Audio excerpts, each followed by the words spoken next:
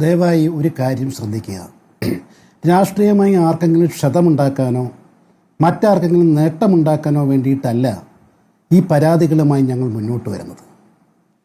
വളരെ പ്രിയപ്പെട്ട ഒരാൾ നഷ്ടപ്പെട്ടപ്പോൾ അതിന് കാരണക്കാരായവരെ നിയമത്തിന് മുമ്പിൽ കൊണ്ടുവരിക എന്ന ലക്ഷ്യത്തോടെ ഞങ്ങളുടെ ഉത്തമ വിശ്വാസങ്ങളാണ് ഈ എല്ലാ പരാതികളിലും പറഞ്ഞിട്ടുള്ളത്. ഈ SITയെ പറ്റി പറയുമ്പോൾ ഒരു വാക്ക് പറയാതെ പോകാൻ പാടില്ല. കാരണം ഞങ്ങൾ 15-ാം തീയതി കൊടുത്ത പരാതി അതുകൊണ്ട് ഉച്ചയോടുകൂടി തന്നെ ഇമെയിൽ ചെയ്തതാണ്. DIG തൊട്ട് SHO വരെ ഇമെയിൽ ചെയ്തൊരു പരാതി. പിന്നീട് 14-ാം തീയതി രാത്രിയിൽ തന്നെ ഈ പരാതി നേരിട്ട് അവിടുത്തെ SHO പോകും. അത് ശ്രീജിത്ത് കോടേരി എന്ന് പറയുന്ന അവിടുത്തെ ഇൻസ്പെക്ടറാണ്. ആ ഇൻസ്പെക്ടറാണ് FIR രജിസ്റ്റർ ചെയ്തത്. ഒരുപക്ഷെ ഞങ്ങൾ കൊടുത്ത പരാതിയുടെ അടിസ്ഥാനത്തിലല്ലാതെ ഒരു പക്ഷേ PPDയുടെ പേര് അതിൽ വരാൻ സാധ്യതയില്ല. കാരണം അസ്വാഭാവിക മരണത്തിന് കേസെടുക്കുന്നു, പിന്നീട് 108-ന് കേസെടുക്കുമ്പോൾ അതിന് അടിസ്ഥാനമായ മൊഴി ഉണ്ടാവണമല്ലോ, അതിലൊരു രേഖ ഉണ്ടാവണമല്ലോ, ഒരു പരാതി ഉണ്ടാവണമല്ലോ. അതെന്തായാലും ഞങ്ങൾ കൊടുത്തതാണ്. ആ പരാതിയിൽ നിന്നുമാണ് പരാമർശിപ്പിരുന്ന ഒരു വ്യക്തിയെ അടർത്തി മാറ്റി ഒരു വ്യക്തിയെ മാത്രമേ FIR പേര് ചേർത്തിരിക്കുന്നത്. നോക്കൂ, പിന്നീട് സബ്സിക്വൻ്റ് SITയുടെ ഇൻവെസ്റ്റിഗേഷന് വേണ്ടി മൊഴിയെടുക്കാൻ വരുന്നത് ഇതേ ശ്രീജിത്ത് കൊടേരിയാണ്. അപ്പോൾ ഈ SIT നേരത്തെ നടത്തിയ ലോക്കൽ പോലീസും നമ്മൾ ഇൻവെസ്റ്റിഗേഷൻ്റെ വ്യത്യാസം എന്താണ്? അങ്ങനെ ഞങ്ങൾ നൽകിയ ഒരു പരാതിയിലെ നിയമാനുസൃതം പ്രതി ചേർക്കപ്പെടേണ്ട ഒരു വ്യക്തിയെ പ്രതി ചേർക്കാതിരുന്ന ഒരു പോലീസ് ഓഫീസർ തന്നെ കൂടുതൽ ഇൻവെസ്റ്റിഗേഷൻ സ്പെഷ്യൽ ഇൻവെസ്റ്റിഗേഷൻ ടീം എന്ന പേരിൽ അന്വേഷണം നടത്തുമ്പോൾ അതിൻ്റെ ഗതി എന്തായിരിക്കും?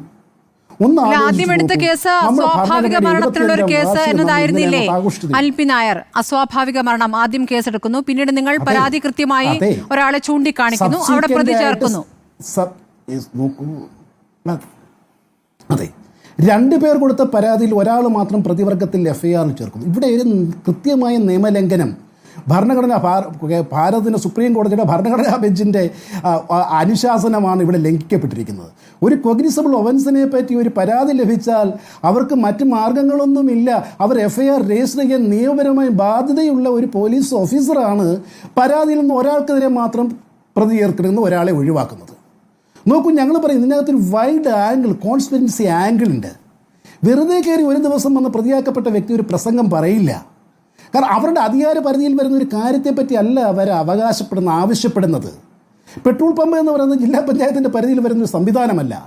ഈ പ്രശാന്തിനെ വളരെ വ്യക്തമായിട്ട് PP ദിവ്യയ്ക്ക് അറിയാം. PP ദിവ്യയുടെ ഭർത്താവിനോടൊപ്പം ജോലി ചെയ്യുന്ന വ്യക്തിയാണ്. അവർക്ക് വേണ്ടിയിട്ടാണ് നിയമവിരുദ്ധമായി വളവും തിരിവും ഉള്ളിടത്ത് ഒരു NOC കൊടുക്കാൻ ആവശ്യപ്പെടുന്നത്. എന്താണ് ആ പാവം നവീൻ ബാബു ആവശ്യപ്പെട്ടത്? നോക്കൂ, ടൗൺ പ്ലാനിൻ്റെ റിപ്പോർട്ടിൽ അത് ചെയ്യാൻ പറ്റില്ല. ആ പ്രീ റിക്വസിസ്റ്റാണ്, അത് കിട്ടട്ടെ. അത് കിട്ടി 6 ദിവസത്തിന് ആർക്ക് വർക്കിംഗ് ഡേയിലുള്ള ആ മനുഷ്യൻ ഇത് കൊടുത്തു. പിന്നെ എന്തിനാണ് അദ്ദേഹത്തോട് വൈരാഗ്യം? ഈ മരിച്ച ശേഷവും എന്തിനാണ് അദ്ദേഹത്തെ കള്ളനാക്കാൻ ശ്രമിക്കുന്നത്? അപ്പോൾ ഇവിടെ ആരാണ് ഈ ശരിയായ രീതിയിലല്ലാതെ വെൽത്ത് സമ്പാദിക്കുവാൻ അല്ലെങ്കിൽ ഒരു അഴിമതിയിലൂടെ മറ്റു മാർഗങ്ങളിലൂടെ ഈ ധനസമ്പാദനത്തിന് ശ്രമിച്ചത്? കുടിവെള്ള പദ്ധതി അല്ലല്ലോ. എന്താണ് ഈ പ്രശാന്തൻ്റെ സോഴ്സ്? അപ്പോൾ ഇതെല്ലാം അറിയാവുന്ന ദിവ്യ എന്തുകൊണ്ട് ചെയ്യപ്പെട്ടു? അതുകൊണ്ടാണ് ഈ കേസിൻ്റെ ഒറിജിനിലേക്ക്, ഇതിൻ്റെ ജെനസിസിലേക്ക് പോകണമെന്ന് ഞങ്ങൾ പറഞ്ഞു. അല്ല എങ്കിൽ PP ദിവ്യയുടെ ഇൻറ്റൻഷൻ തന്നെ വാനിഷ്ഡായി പോകും. അവർ സിവിൽ ബൗളറൊന്നും അല്ല കറപ്ഷനെതിരെയുള്ളത്. അവരുടെ ചെറിയ കാലം കൊണ്ട് നേടിയ വെൽത്ത് എന്താണെന്ന് അന്വേഷിക്കണ്ടേ? ശരി, ശ്രീ അൽപി നായർ, സംശയം തീർക്കാൻ വേണ്ടി ചോദിക്കുന്നതാണ്, വേറെ അർത്ഥത്തിൽ എടുക്കരുത്. ഇപ്പോൾ ഈ പ്രശാന്തിനെ പ്രതി ചേർക്കുന്നില്ല എന്നടക്കമുള്ള കാര്യങ്ങൾ ഈ SHO ഈ SITയിലുമുണ്ട് എന്നുള്ള കാര്യങ്ങൾ നിങ്ങൾക്ക് അറിയാമല്ലോ, നിങ്ങൾ ആ കാര്യങ്ങളൊക്കെ അറിയുന്നുണ്ട്.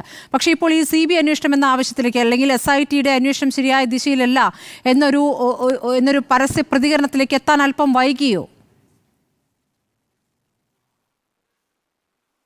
അല്ല, നോക്കൂ, ഞങ്ങൾ എപ്പോഴും പ്രത്യാശയോട് തന്നെ കാത്തിരിക്കുകയാണ്. ഞങ്ങൾക്ക് രാഷ്ട്രീയ ലക്ഷ്യങ്ങൾ ഒന്നുമേ ഇല്ല. കാരണം ആര് തന്നെ ആയാലും ഒരു സിവിൽ സർവൻറ്റിനും ഇങ്ങനെ ഒരു അവസ്ഥ ഉണ്ടാവരുത്. അവർ രാഷ്ട്രീയക്കാരുടെ അടിമയായി ഭീഷണിക്ക് വഴങ്ങി ജോലി ചെയ്യാനുള്ളവരല്ല.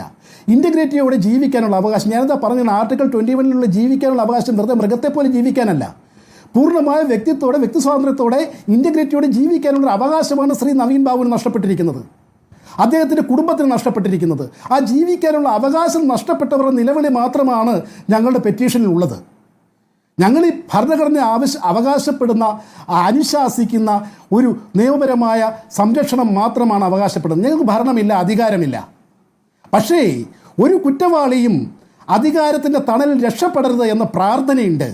അതിലേക്ക് അത് ഹോമിസൈഡ് ആയാലും സൂയിസൈഡ് ആയാലും അതിന് വഴിതെളിച്ചവർ, അതിന് കോൺസ്പിരസി നടത്തിയവർ, അതിന് കുട പിടിച്ചവർ, അതിന് സഹായിച്ചവർ, പിന്നീട് മരണശേഷവും അവഹേളിക്കാൻ വ്യാജ തെളിവുകൾ ഉണ്ടാക്കാൻ ശ്രമിച്ചവരുൾപ്പെടെ ഈ കേസിലെ പ്രതിവർഗത്തിൽ വരേണ്ടവരാണ്, ഉൾപ്പെട്ടവരാണ്.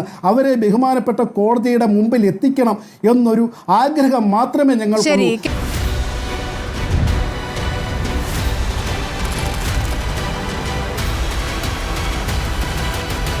ഡിബേറ്റ് വിത്ത് സ്മൃതി പരുത്തിക്കാട്.